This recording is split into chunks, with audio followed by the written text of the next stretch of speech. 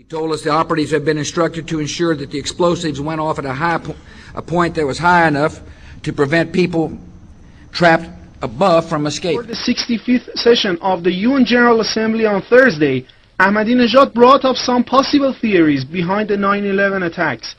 He said most Americans, as well as most nations and politicians around the world, believe certain segments within the U.S. government orchestrated the attacks. Statesman. Second, that some segments within the U.S. government orchestrated the attack to reverse the declining American economy and its grips on the Middle East in order to save the American who fabricated the links between Al-Qaeda and Saddam Hussein in order to justify their invasion of Iraq. So people are great believer of these conspiracy theories, and there are a lot of evidence by the Americans and, you know, the West, Tony Blair, confirm what Ahmadinejad is saying. So he is exploiting this. He is actually trying to participate fully in this war, psychological war between the American and between the country. I suspect you don't entirely agree with that. I do not.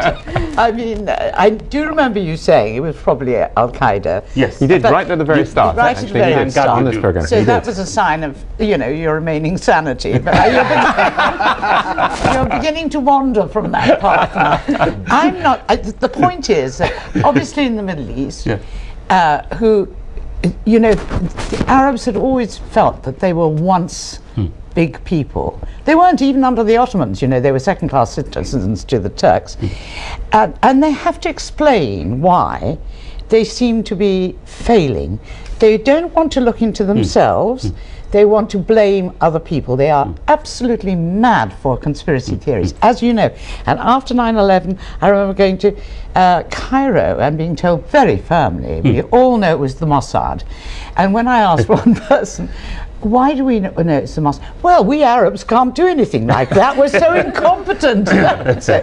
But what I find actually terribly worrying is when, and he was right about this, America, an extraordinary number of people believe in this conspiracy. There's what they call the 9/11 truth movement. And yet, after it happened, immediately after it happened, nobody thought the United States did it, certainly not in America. But it tends to happen is that when people feel powerless, as the Arabs do, and as certain Americans do, they have to kind of attain a certain power to say, I know the truth, and you are being cheated all the time. What appears to happen was that at the same time two planes hit the building, that the FBI most likely thinks that there was a car or truck packed with explosives underneath the buildings, which also exploded at the same time and brought both of them down. Another explosion, and they finally let us continue to go down. When we got down to 6th floor, there was like another shake, another explosion, everyone started panicking. One of the explosions at the World Trade Center may have been caused by a van that was parked in the building that may have had some type of explosive device in it. Pfeiffer was the first chief into the building. Right away, a guy from the Port Authority told him the damage was somewhere above the 78th floor. But all you had to do was look around. It was obvious. Something had happened right there in the lobby. You just saw that all the windows were blown out. The lobby looked like the plane hit the lobby.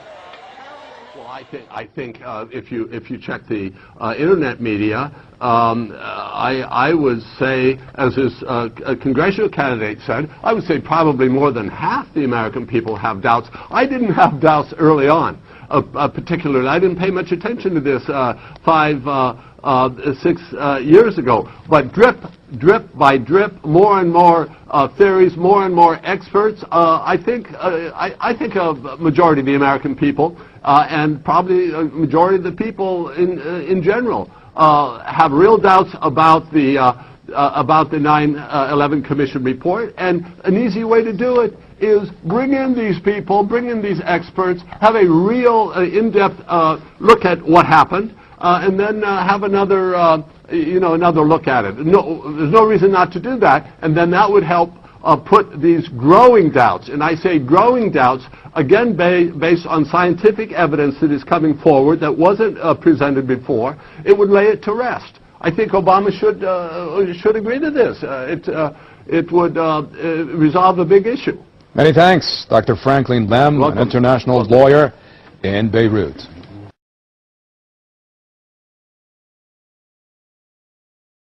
There were Dutch roll problems.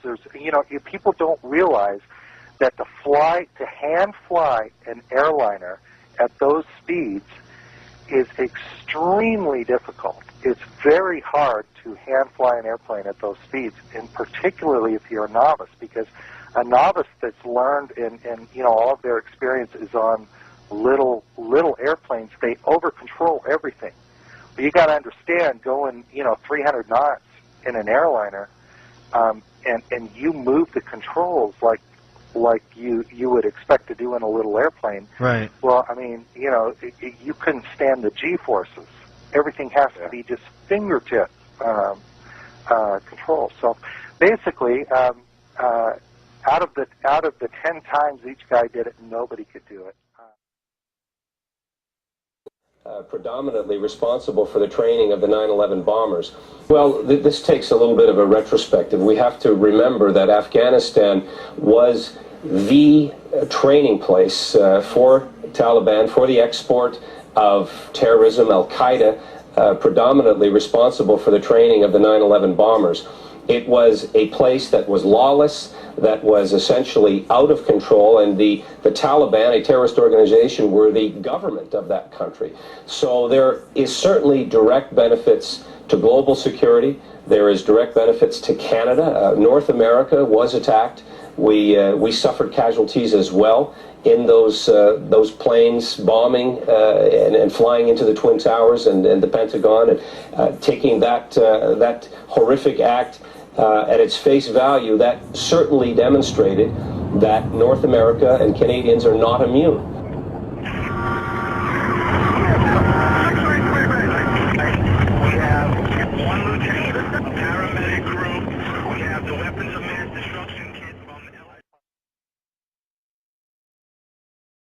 That is valuable information for those of us who have the responsibility to protect the American people.